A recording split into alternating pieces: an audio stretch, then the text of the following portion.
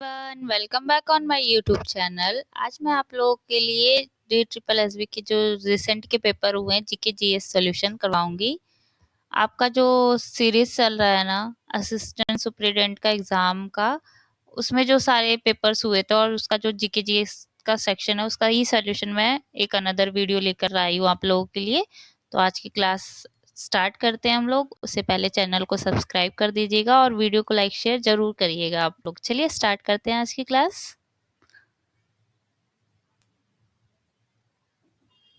First question है, देवाकम चारुहरितम beautiful green abodes of the god परियोजना केरल के राज्य के 3800 से अधिक मंदिरों में लागू, मतलब 3800 से अधिक मंदिरों में लागू की जाएगी, जिसका प्रबंधन कितने देवस्वम बोर्ड द्वारा किया जाएगा। तो इसका जो करेक्ट आंसर है ये आपका करंट अफेयर का है। सी बोलती हूँ मैं, करंट अफेयर का है ये क्वेश्चन। इसमें जो करेक्ट है वो 5 है आप लोगों के, तो आप लोग देख लीजिएगा अच्छे से और याद रखिएगा। ये देवकम चरुथरितम जो परियोजना है ये कहाँ की है, तो ये केरल की है। कई जगह आपका पूछ लेगा कि ये देवाकम चरुहरितम जो परियोजना है किस राज्य की है, तो केरल की है और इसने 38 से अधिक मंदिरों में लागू की गई है केरल के। सेकंड क्वेश्चन है,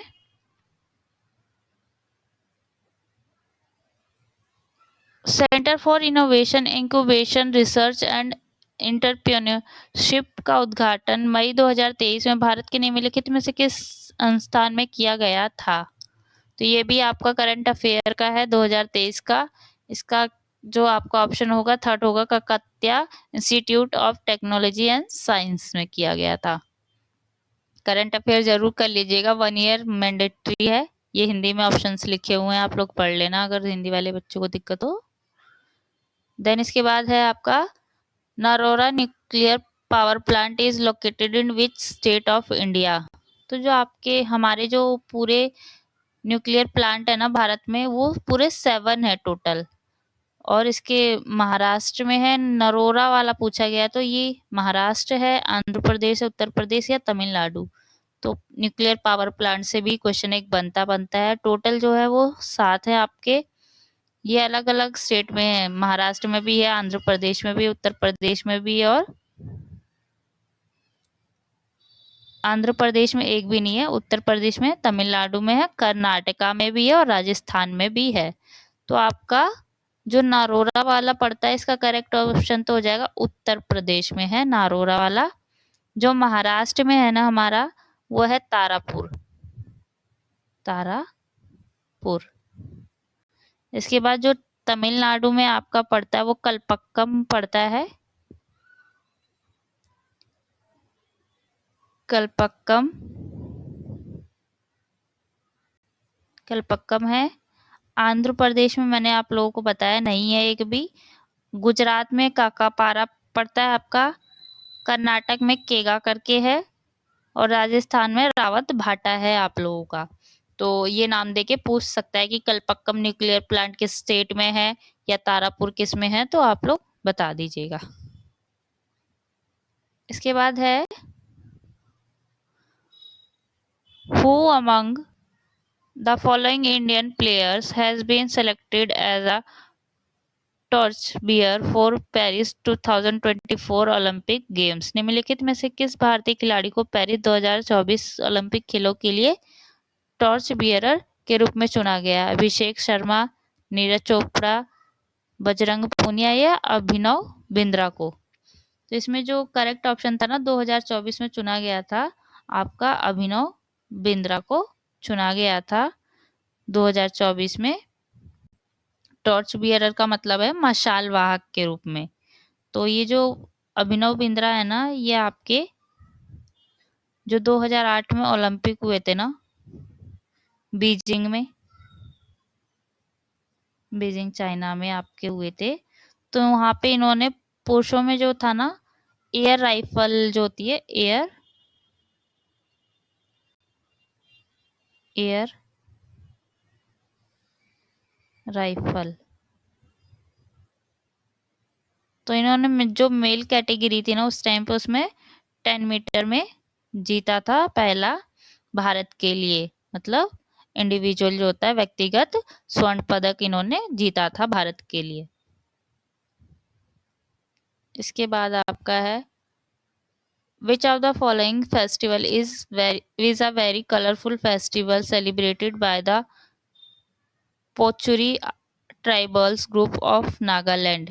तो आपका ये होला मोहल्ला, रजा फेस्टिवल, नाजू फेस्टिवल या नुआखाई फेस्टिवल, ये फेस्टिवल्स नेम है।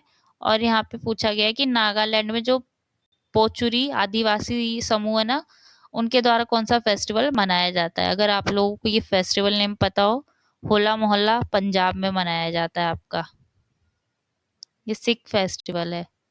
राजा फेस्टिवल जो है आपका ये उड़ीसा में है, राजा फेस्टिवल उड़ीसा में मनाया जाता है और ये आपका 3 दिन तक चलता है, 3 डेज का चलता है राजा फेस्टिवल उड़ीसा में।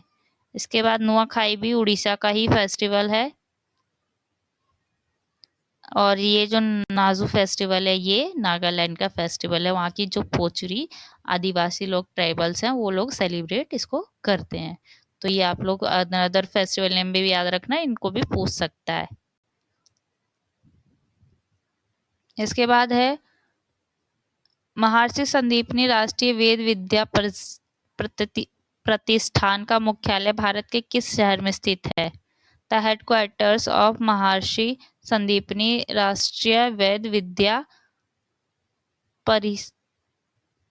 प्रतिष्ठान is located in which city of India? Ujjain, Bhopal, Jabalpur या नासिक? तो इसका जो करेक्ट ऑप्शन है ना 1 है, जब उज्जैन में आपका है। यहाँ पे आप लोगों को क्या होता है कि ये ना आपका एजुकेशन से रिलेटेड है, जो वेद विद्या होती है ना हमारी, जो वेदों से रिलेटेड वो वाली दी जाती है, तो ये उज्जैन में है। इसके बाद है गरीबी न्यूनीकरण और विकास ट्रस्ट PRGT जो निम्न आय वाले देशों को रियायती वित्त प्रदान करता है, निम्नलिखित में से किस संगठन का एक अंग है? तो ये अंगों का दे रखा है, वर्ल्ड बैंक का है, इंटरनेशनल मॉनेटरी फंड है, वर्ल्ड इकोनॉमिक फोरम है या यूनाइटेड नेशन डेवलपमेंट प्रोग्राम है, संयुक्त राष्ट्र विकास कार्यक्रम है।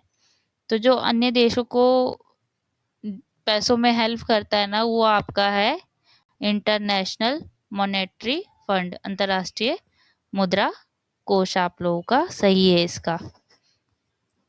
इसके बाद आपको देखो नेक्स्ट क्वेश्चन है आप लोगों का, Which of the following novel won the साहित्य अकादमी award 2023 for the English language category? निम्नलिखित में से किस उपन्यास ने अंग्रेजी भाषा वर्ग के लिए साहित्य अकादमी पुरस्कार 2023 वाला पूछा है? क्योंकि 2024 का तो अभी पूछा ही जा रहा है करंट अफेयर, तो 2025 का अभी दिया नहीं गया, तो 23 और 24 दोनों के ही पूछे जा रहे हैं। लास्ट मैंने आप लोगों को बताया था तमिल वाला, जो इससे लास्ट वाला सॉल्व करवाया था उसमें तमिल का पूछा था, तो इसमें आज पूछ रखा है 2023 का। तो देखो, all the lives we never lived, things to leave behind, when god is a traveller, requiem in Raga Janki. तो इंग्लिश का था ये 4th आपका रेक्विएम इन रागा जानकी को मिला था। ये नॉवल है नीलम शरण का, किनका है, किसने लिखा था इसको? तो नीलम शरण, इन्होंने इसको लिखा था। गौर, इनका ये नॉवल था जिसने साहित्य अकादमी पुरस्कार 2023 में जीता था। और जो ये साहित्य अकादमी पुरस्कार है ना, ये इंडिया के 24 लैंग्वेजेस में दिया जाता है, भाषा कह लो आप, लैंग्वेजेस में दिया जाता है। इस बार जो आपका हुआ है ना, इस बार मतलब ये तो 2023 का है, 2024 का भी पूछ सकता है कि किसको दिया गया है। तो 2024 का जो आप लोगों का दिया गया है वो स्प्रिट नाइट करके है, और इसके जो राइटर है ना वो आप लोगों के है, देखो, स्टन स्ट्रेन स्ट्रेन किएरे, इन्होंने लिखा है। ये इंग्लिश का 2024 का इनको मिला है, तो आप लोग इसको नोट डाउन कर लेना। और जो हिंदी का है मैं बोल देती हूँ, गगन गिल का है जब मैं आई बाहर के लिए। नेक्स्ट क्वेश्चन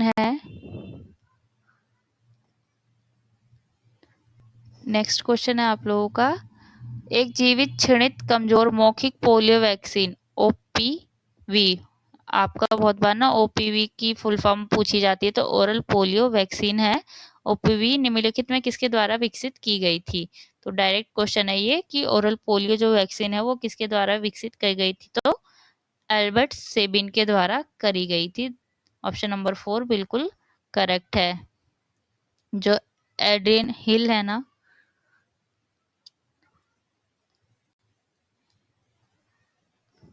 एड्रियन हिल, जॉनक सॉल्क और एडवर्ड जेनर। एडवर्ड जेनर का सबको पता है, चिकन पॉक्स का जो चेचक का टीका था इन्होंने ही बनाया था।